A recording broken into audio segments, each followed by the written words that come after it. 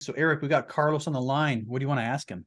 What advice would you give to someone listening if they wish they were more decisive, if they need just that extra step to just keep on going? So number one, work on your mindset. Secondly, start really being selective of who you are hanging out with on a regular basis and what rooms you are in on a regular basis. Because if you're hanging out with people that are going after big things and they're doing big things, eventually that's contagious. That's going to inspire you to continue to do that and to level up to the next level. Never be the smartest person in the room. I'm Brian Briscoe, host of the Diary of an Apartment Investor podcast. And this podcast is different than everything else out there. I bring together a new and an experienced investor on each episode, and I let the aspiring investor ask the questions that they need answered. So if you're an aspiring investor yourself, you probably will have the exact same questions. Now, before we get to this episode, make sure you hit the subscribe button below and that little bell to make sure you get notified every time we post a new episode. And now, enjoy the show. Welcome to the Diary of an Apartment Investor podcast. I'm your host, Brian Briscoe. I'm very excited. We got another Ask the Expert episode coming on the line today. Two great people with us. We got Carlos Salguero and we have Eric Burns with us. So Carlos, you're up to bat first. How you doing today? Thank you, Brian. Appreciate it. Thanks for having me. Excited to be here. Yeah. Excited to have you. This is a lot of fun. So do us a favor. Tell us a little bit about yourself. Yeah, for sure. I am originally from Ecuador, Quito, Ecuador. Nice. Came to the U.S. at 17 years old. First ever in my family to come to the U.S. Okay. No contacts, no network, and no family, very little money. And I came with just about a semester's worth of money for college. And then my dad said, hey, figure it out. After the first semester, you're on your own. So, I finished my undergrad. I got my master's in business and engineering. And then I went to work for a big corporation, Hewlett Packard in Silicon Valley. I was an employee there. I started working for free. I was a free intern because they were not hiring engineers without experience, right? It's funny. You go to college, you get your degree, and then you start applying, and they're like, where's your experience? I was like, I just graduated. Yeah, right. So I basically said, hey, look, do you have any positions where I can get my foot in the door? And said, well, we have a couple internships. And it's like, how much you pay? They're like, nothing. I'm like, all right, sign me up.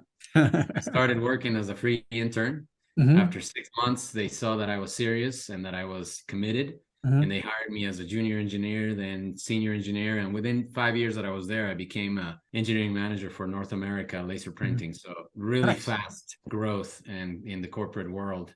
Yeah. But, I was still missing something. And then at that point, it was right in the early 2000s, the dot-com bubble popped, and a lot of the big billion-dollar corporations like HP started shrinking. Yep. And a lot of the startups went out of business, which, thankfully I stayed at the big corp. But I was asked at that point, I had 100 engineers under me. And I said, hey, Carlos, you need to reduce in half. So I had to fire 50 engineers. Ouch. Yeah. For no rhyme or reason, right? It was just shrinking, layoffs. Yeah. And that really cut me deep because I was like, look, I'm never going to be put in a position again where I have to have somebody's future in my hand where I couldn't control it. So that lit a fire to go start a business. And I started a side business.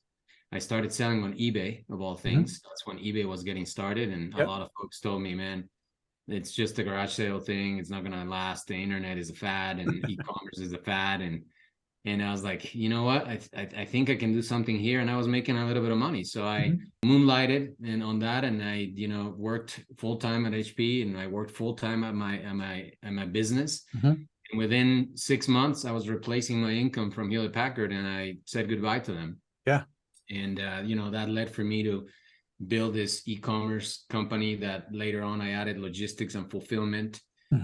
That led me to buying real estate, commercial real estate, because I needed a warehouse for my products and my fulfillment operation. And I got my first commercial building 12 years ago, a 50,000 square feet warehouse here in Denver.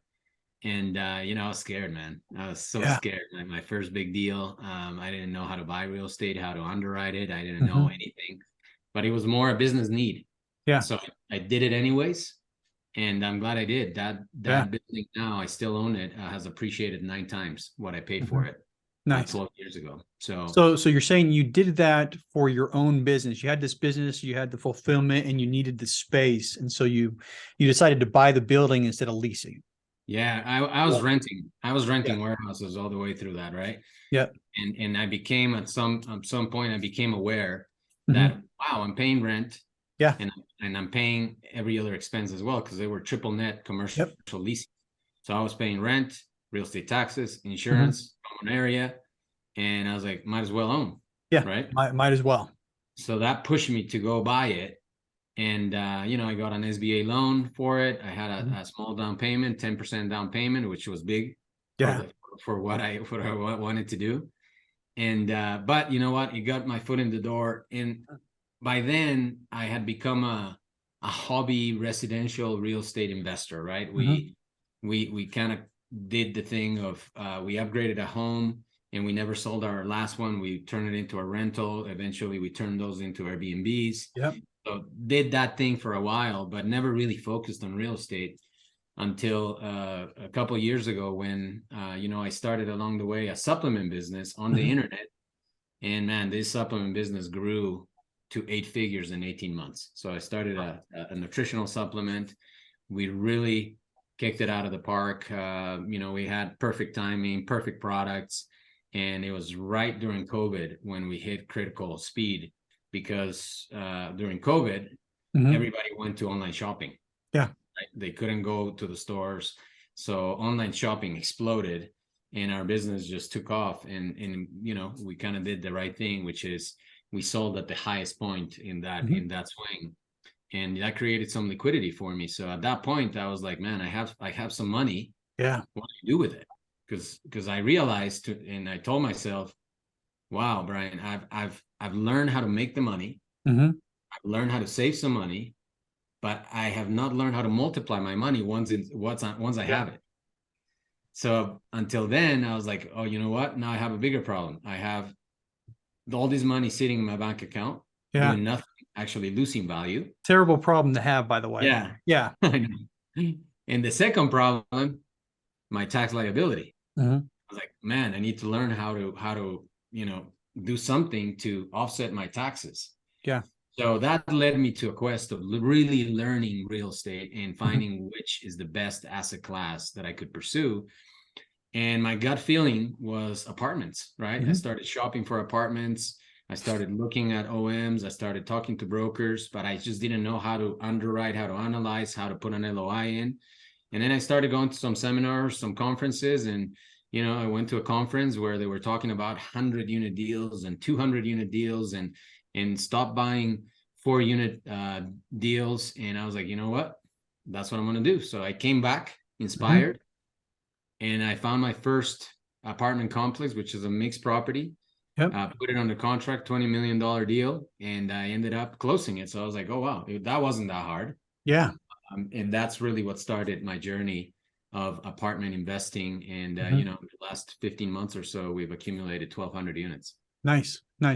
Yeah, that's some amazing growth. And, it's rare that I hear somebody say their first deal was a $20 million deal. So, good on you for getting that size of a deal as your first deal. But I guess your first deal was that warehouse or the. Oh, yeah. I mean, my first deal, if I think real estate, my first deal was our townhome that we never sold. We went to a single family home. Yep. And instead of us selling it, we rented it. Yeah. Right. That was my very first deal. Right. Yep. And then a little bit bigger than that. And then the commercial real estate, my warehouse was my first deal. Right. Now, on the multifamily side, you say you're over 1,000 units right now. Who else is on your team? It's typically a team sport, difficult for an individual to do. So who's on your team and how did you build that team? Yeah, look, the first one I did pretty much by myself. I've been building businesses for the last 20 years. So one thing I did have walking into this is I did have some experience of how to properly build teams, because I have a logistics company still with 50 employees and many of these. So I was like, you know what, the first one, I always do things by myself. The first one, just to learn every aspect. Yeah, I did it in e-commerce, I did it in logistics, I did it in marketing. So I'm going to learn every aspect. So the first one I basically was my own acquisitions guy, my own legal team, my own finance team, my own underwriter, everything. And I got it done. On the money raising side, I recruited a couple of guys that were hungry to be part of this project. And I was like, hey, guys, help me maybe raise a little bit of money for it. So that was the extent of the first one. After the first one, I realized, you know what, if I want to go bigger, I now need a finance director that is my underwriter so we can go through a lot of deals. I need some acquisitions folks that are walking properties for me and talking to brokers. And I need, to start building my back room, which is my investors relations, my accounting, my asset management, so that I can now build a team. So now we have all those roles, and I'm still, growing the team because we're buying a lot right now. Nice. What's your target market for acquisitions? Look, I like red states. I like Tennessee. We have properties in Tennessee. We have properties in Georgia. We have properties in Florida, Texas. So Sunbelt is my target market. Positive migration states where people are moving to. I like that. And I think that, a landlord-friendly state is where I want to be. I agree. I think there's a lot of bonuses to be in landlord-friendly states. You're in Denver right now, though, right? Yep. Just curious, what are your thoughts on investing in Denver? I have mixed feelings. I analyze deals here because it's my backyard. Yep. But I go back to, it's not necessarily a landlord-friendly state, although it's still easy to evict people, right? So, my commercial warehouse, I have rented parts of that and I haven't had much of an issue. But I would invest if the conditions were right, just because I'm here. It's easy, right? It's manageable. Yep. The team is right. But, I think to a certain extent, Brian, what I realized is that me buying in other states almost forced me to create really high-performing teams that can manage properties outside of here, have boots in the ground people there. And it forces me not to be too much involved in it, right? Yeah. I like that healthy distance. Makes it a business and not, you're not self-employed. So 100%. Forces you to have the team, to build the team, to find the right people on the ground and who can do all that for you. Well, that's really cool. I happy to see, what you've been able to do in such a short time in the multifamily space. I mean, absolutely amazed at the businesses you've already set up and run and what you've done. So especially as a 17-year-old coming from Quito, so long ago with, not a lot of money in your pocket, anyway, hats off to you. Well done. And, very, very impressed. But so one thing I like to do is, take a property or take a deal and do a little bit of a dive into it. So pick a deal that you've done and tell us a little bit about it. Yeah, for sure. My favorite one so far is the Gateway Village in Murfreesboro, Tennessee. Okay. It's a mixed-use property, Class A property in a Class A location. Yep. I'll pull up a picture if you guys want to see it. And while he's looking for, I'll tell you, if you're listening to this, it's, go over to our YouTube channel so you can see the picture. Yeah. Plug the YouTube channel while I'm at it. All right. So hopefully you can see the property. Yeah. Wow. This was my favorite so far. It's called the Gateway Village. It's the 3 buildings, the 2 buildings in the front and the building in the back. Yep. That behind it is a hospital that serves 15 million patients a year. Wow. Right in Murfreesboro, Tennessee, which is 30 minutes away from Nashville. And this deal I found on Crexy.com of all places. I picked up the phone, called the broker. I had a friend that lived in Nashville who was my partner in some of the deals. And I called him and I said, hey, James, man, come down and take a look at this property. It looks beautiful on a picture. Yeah. He went and he FaceTimed me from the location. He's like, Carlos, this place is amazing, right? Yeah. And sure enough, I was there 48 hours later, walked the property. The broker told me, hey, do you mind if the developer, the owner, shows you around? And I was like, no, please. Of course. I want that. I met the seller first time I walked the property, and he had built this as his, pride and joy. He's a very wealthy real estate investor in his 80s that had been investing in this area for 60 years, mostly in land and industrial complexes. What's interesting, he built this one for himself as his residence. Lived in the penthouse, still my tenant today, both in the penthouse and in the commercial, in a couple commercial spots. Nice. And one thing that I loved about this deal is that I bought it exactly at what the income it was bringing in. So the valuation was not inflated. It was not on pro forma that they were trying to sell it to me. One big bonus for this deal was that the rents were under market. Even though it was a Class A property, the rents were under market by a couple $100. Yep. On the residential. And on the commercial, it had 66% vacancy on the commercial. And I started doing research on the area, and I found out that the commercial vacancy in Murfreesboro, Tennessee is 4%. Yeah. So I was like, man, that's a huge gap. 66% at the Gateway Village, 4% in Murfreesboro. That doesn't jive. Me thinking out loud, you got that gigantic hospital right next to it. You should be able to keep the commercial space full, just because, I mean, you got doctors and nurses and families who are there with people. I mean, that should be pretty easy to get leased up at 100% where it's at. So yeah, that was my opportunity, right? That's where I Mhm. saw the big opportunity for this deal. And I'm like, you know what? I underwrote it. It was cash flowing.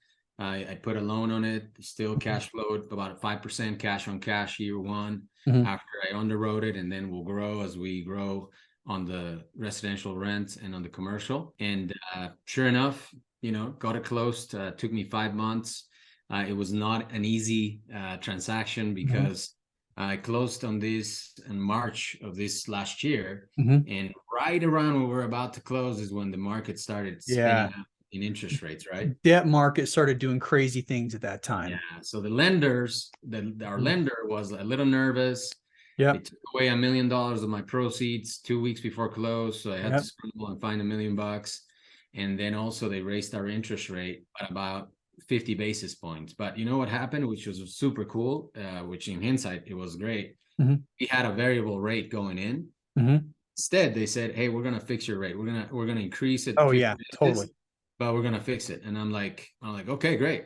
Yeah. Now I know how valuable that was. Oh my goodness. Yeah. I Right? mean, I know a lot of people that spent 6 figures on rate cap insurance about that same time, and they've actually made up for it by now. But if you could Yeah. fix a rate, I mean, March last year, I mean, SOFR was still, under 1. So what was the rate you guys locked in? So we locked in at 5.25. Okay. Which is amazing for this Yeah. type of property, right? Because as you know, commercial with businesses rates are a little bit higher, but Mhm. Great rate. And in the last 9 months that we've owned this property, it has exceeded all my expectations. Mhm.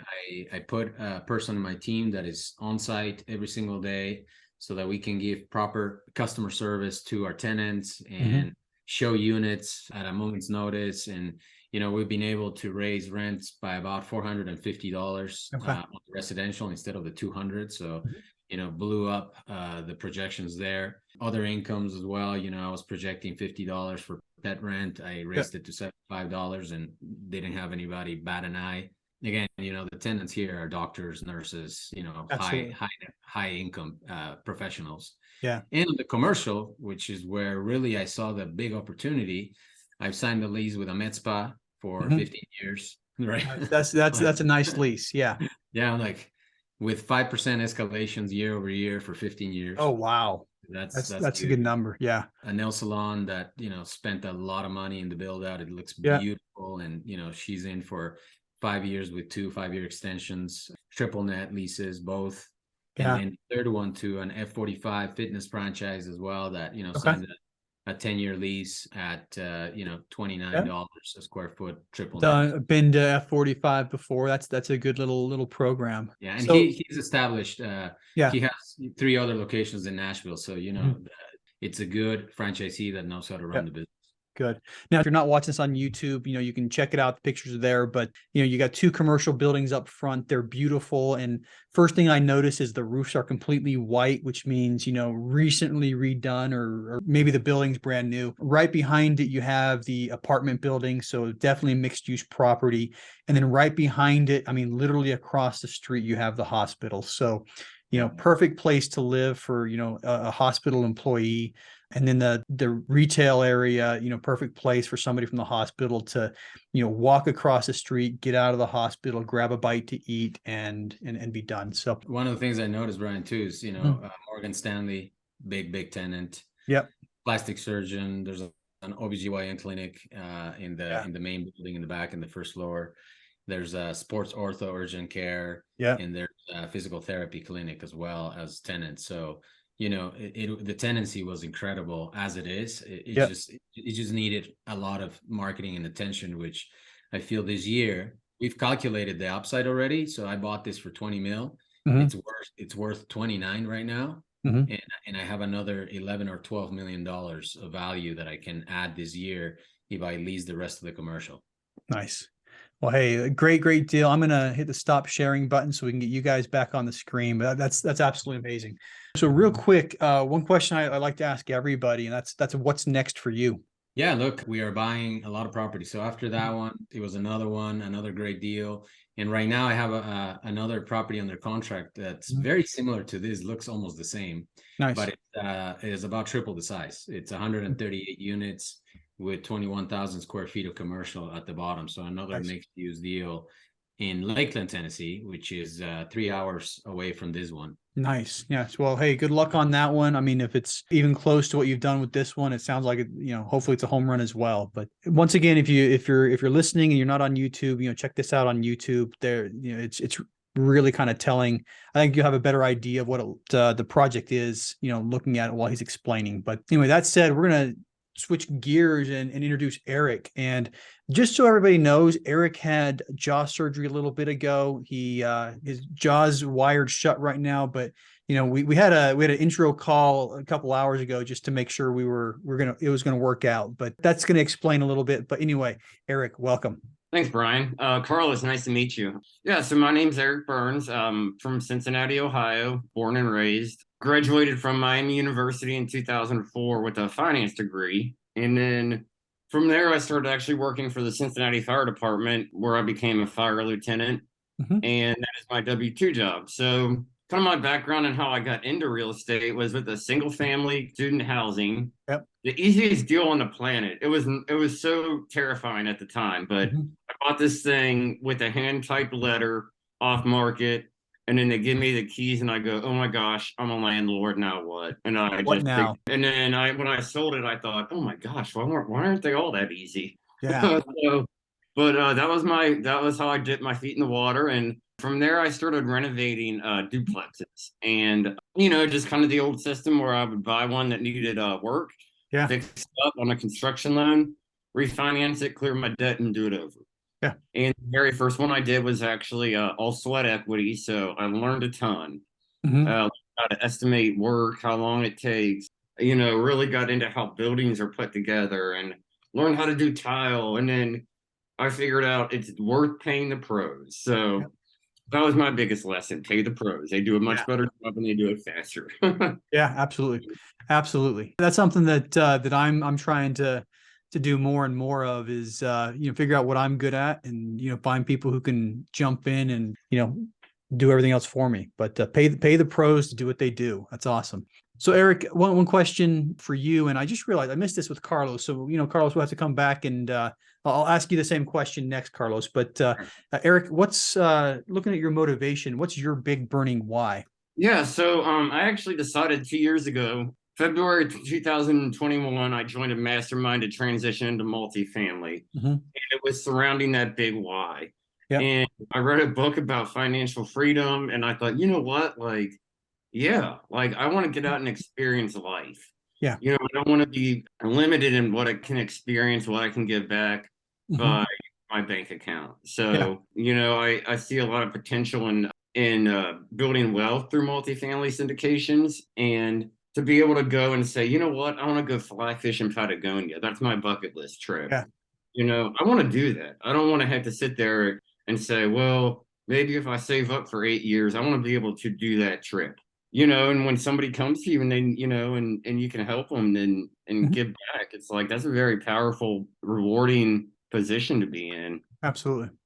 And, that's a big deal. So that's how I got into multifamily, why I got into multifamily. Yeah. I'm still working on that first deal. So maybe on your way back from Patagonia, you can hang out with Carlos in like Guayaquil on the beach there. But yeah, so Carlos, same question for you. I apologize for getting it out of sequence. I mean, you probably don't care, but what's your big burning why? Look, first and foremost, Brian, is my family. I wanted to provide a full, absolute financial freedom for generations to come. That's, my dad was an entrepreneur. He grew from complete and absolute poverty to a small business owner in Ecuador. And I think he tried his best with the knowledge and resources he had available, but he ran out of life. Yeah. Right. And so for me to take on some of those learnings and now really hone in and build generational wealth that will outlast me and that will, be passed on to my children and the children of my children and Mhm. so forth and so on is Awesome. very important in a wise manner, right? Mhm. Not a here's a gift of money, but here's a gift of knowledge first. Yep. And if you pass certain tests, then you might get the money. But I'd rather you also build your own. And secondly, which kind of is in line with what Eric said, is look, I've realized that over the years, for me, is incredibly fulfilling to teach other people Mhm. financial wealth, money, business, real estate. And that's one of the things that really gets me up in the mornings when I can see someone that maybe was a W-2 employee like me when I was at HB and is trying to get out of the corporate environment, or is looking to move to a higher degree of financial freedom, that I can empower them, give them some tools, some inspiration, some education. I go by the 4 E's, right? For me, is educate, edify, empower, and encourage. So if I can help people with those 4, maybe someone can take action, go do something big, and then come back a few years later and say, hey, Carlos, you know what? I heard you on a podcast. I heard you on a Zoom. I was part of your mentorship program, and I was able to go do this and change the financial future for my family. That to me is worth more than any money in the world when I can impact other people and other families. Impact. Yeah, I love it. I love it. Well, we're going to hit my favorite part of the show where I put the mic into Eric's hands. So Eric, we got Carlos on the line. What do you want to ask him? Yeah, Carlos. So I'm going to kind of go out of order because I think my questions for you are going to be surrounded by just your entrepreneurial spirit, really. You know what I mean? Like for you, you got it from your father. For me, I picked it up from my grandfather. My family started a lot of small businesses on their own. So through your whole story, all I heard was decisiveness, how adaptable you are, hustle and grit. So I guess my question would be, right away, what makes you so decisive? Where do you get the stomach for it? Yeah, that's a It's great not question. easy all the time. I know. I've been building the muscle for it for a long time. It was super hard to be the first of my family here in the US by myself. I can tell you one of the hardest times in my life was those first 2 years of me growing up in Ecuador with a massive family, lots of cousins, lots of family, my mom, my dad, both incredibly supporting parents.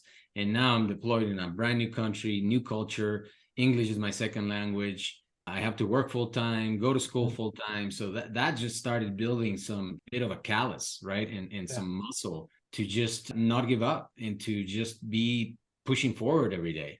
So I think I started early, and that started when I was by myself with no family, no contacts, no money.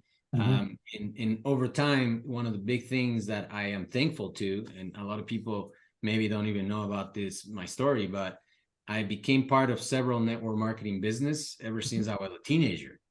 And one of the big things that I learned from network marketing is that these guys always push me to read books, listen to tapes, and do self-development. So from an early age, maybe 15 was my first time that I got involved in a network marketing business, even back in Ecuador.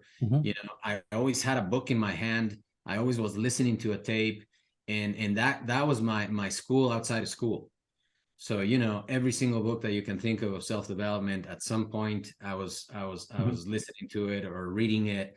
And that kept my mindset really honed in on the goal and what was next, right? Instead of me trying to think of, what, I'm going to give it up, I'm going to throw in the towel, because it would have been really easy to go back home and just, enjoy a little bit of the comfort of, my mom's cooking. And that was one of the hardest things, guys, leaving the comfort of your home. In fact, I'll tell you a quick story about this, Eric.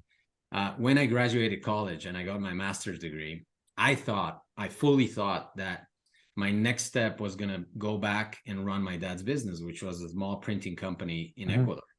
And I called him up and I said, hey, Dad, here's my diplomas, right? You wanted me to have diplomas. Here's my diplomas. I'm ready to go back. And he's like, what do you mean go back? He's like, no, I want to go back and run the business and help you and be your partner. He's like, son, you know what? I actually am going to just scale down the business. I'm going to sell the machines. I'm going to sell the assets. And I'm going to just go live in my farm, because by then he got bought a little farm. And that was kind of his dream, right? So I'm like, dude, I was so disappointed. I was like, oh man, my dad doesn't want me back, number one. Yeah. Number two, he doesn't want me to go run the business.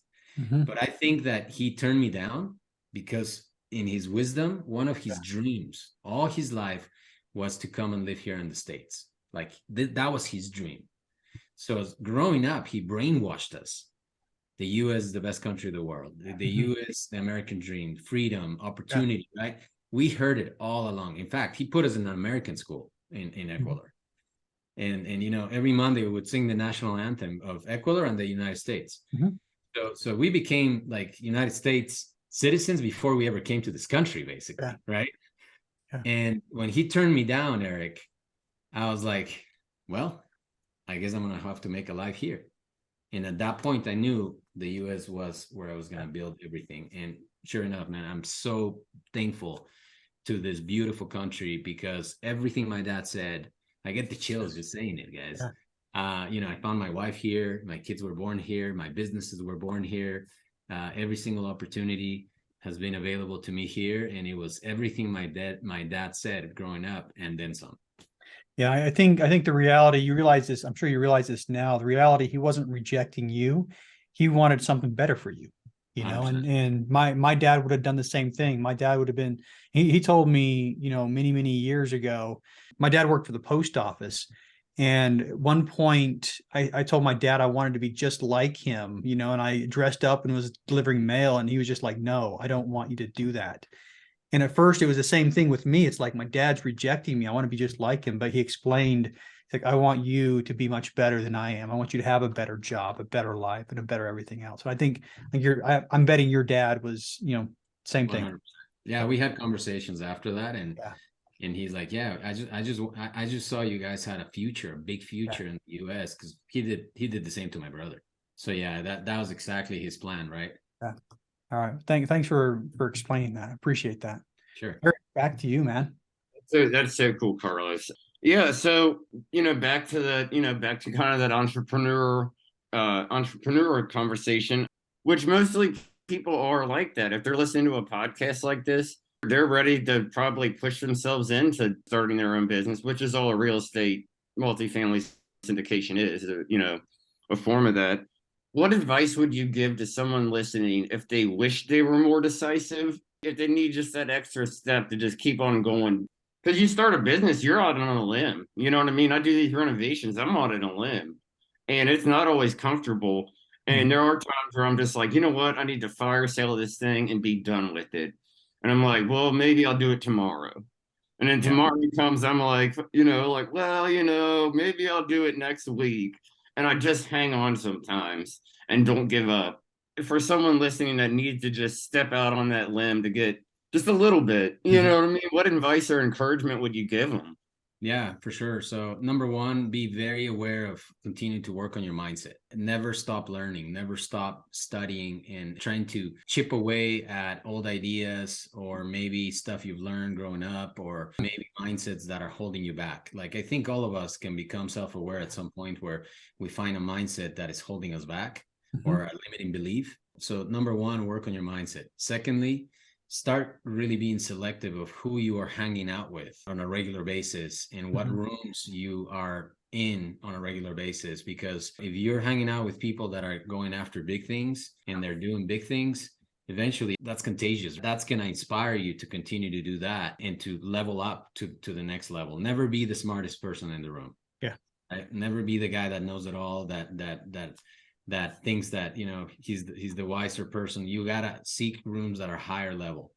And then thirdly, go grab yourself a mentor, right? Find somebody that is decisive, that is a go-getter, that has achieved big things and that has the fruit on the tree that you want to go and learn from, and find a way to create a strong relationship with that person so that you can, you know, pick at his brain or her brain and learn the stuff that you need, and also be kept accountable. Like along the way, I've given permission to my mentors to keep me accountable and call me out when I'm like retreating or not doing what I said I was going to do and stuff like that. So at some point you're going to have to kind of give someone that you respect, that you admire, that you look after, that you look up to, because of the results and say, hey, mentor, would you keep me accountable if you Mhm. see me going the other direction? Yeah. And be okay with correction, right? Because I've gotten correction from my mentors where, hey, Carlos, by the way, you didn't do what you said you were going to do, or hey, let's get back on track. Mhm. So, that's huge. That helps you a lot to kind of be that decisive person and stay on track, because there is this concept that I admire from certain cultures where there's the apprentice culture, right? That someone will come, learn the business, apprentice, learn, work, sometimes even for free, work for free for a season, Yeah. and then go and start their own business on the same craft somewhere else, right? And that mentorship relationship sticks around to even outgrow your mentor and go do bigger things Yeah. at that person.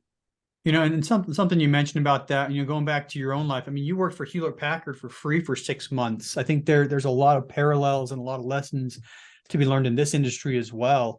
If you're trying to get your foot in the door, that's a really good way to do it. Is go work for somebody, offer to work for free, see what you can do to help them. 100%. I mean, real estate, I think, is the perfect apprenticeship environment, because look, even if you have a full-time job, you could dedicate a few hours a week to work for somebody that is very successful and commit to that vision, to that person, and say, hey, I know you have big goals. Mhm. Would you let me help you with whatever you need? You tell me what I need to help you with, or these are my skills, right? I'm good with numbers. I'm good with management. I'm a good organizer. I'm a good marketer, whatever.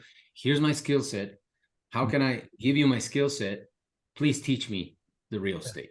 So Carlos, kind of just one question I wanted to make sure that I got in before the session ended was, I love what you said about the self-awareness and the gaining knowledge and the accountability, the self-awareness especially. But at some point you got to kind of understand that you don't necessarily have a ceiling that isn't put on by anybody else. Mhm. So what do you do to overcome your lack of experience in the real estate space?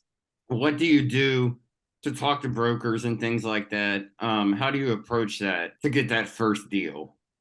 Yeah, that's a great question, Eric. So, for me, you got to try to put yourself outside of your comfort zone very often. You're going to have to make some mistakes. You got to be okay with making some mistakes and just kind of swing that bat enough to, strike out until it starts becoming easier. So let's say calling brokers, you're picking up the phone, and I would say, look, if your market is Dallas, Texas, and you don't want to kind of be known for the guy that doesn't know what they're doing in Dallas, start calling brokers in North Dakota or something. You know what I mean? But just call brokers. Yeah. And call in another market and start asking questions. And what you realize too is, Eric, I think you don't have to be an expert to call these guys. A lot of these guys, especially right now in 2023, they're hungry for business, guys. Yeah. They're brokers in 2022 were hard to get a hold of. They were like so busy that they were unavailable most of the time. Now they're calling me every day, right? Yep. They're hungry for business. So this is the perfect time to get your stripes and learn and start calling and say, hey, you know what? I'm getting started in multifamily real estate. Can I ask you some questions? I know you've been in the business for 10 years, 5 years. I mean, if you go to their LinkedIn, most of them tell you how long they've been in the business. Mhm. So you kind of do a little research about them. People love to talk about themselves. And brokers, if you kind of know a little bit about them before you call, and you say, hey, man, I see you've been with this real estate company for this long. You won this award. Congratulations. Hey, by the way, I'm getting started in multifamily. I have people that are interested in investing. Can I ask you a few questions about the deal you have going on? I bet you'll be received completely different than if you call and just try to pretend you're an expert, right? Because these guys just want some business, and it's a perfect way to kind of use their time in a way to get educated, and for you, Eric, to gain that confidence that you need as a beginner to now start calling the people in your market where you're interested, where now it's prime time. You got to perform. Awesome. Well, we are out of time, and I got one final question for each of you, and that's, Carlos, you get to go first. How can listeners learn more about you? Yes. So thanks, Brian, for the opportunity. You guys can find me on pretty much every social media channel. My name is Carlos Salguero. Again, I'm at Carlos 10X on Instagram, but it's easy. If you Google Carlos Salguero, I'll probably pop, on the first 20 results. My investment company, CS3 Investments, and we actually not only acquire a large amount of real estate, but we mentor people on how to get into multifamily, how to analyze properties, find deals, talk to brokers, and do everything from A to Z, and really learn this business from start to finish and go do what I've done in my career. Yeah. And if you notice, he talked a lot about the mentors in his life. I'm a big fan of mentorship myself. And I think everybody needs a mentor in some part of business or what have you. So if you're interested in what he offers, give him a call, go out to his website, reach out to him, and we'll have the information that he stated in the show notes for you guys to look up. And then Eric, same question for you. How can listeners learn more about you? Yeah, so I'm on LinkedIn under my regular name, Eric Burns, ERICBURNS. My website and my company is Flowers Capital, flowers like the plant, capital like money, .com. And my email address is eric@flowerscapital.com. And there's a note from the founder on there that kind of gives you a little overview about a little more about my why. So I'd love to hear from you all. And Awesome. Carlos, Brian, thank you both very much. Absolutely.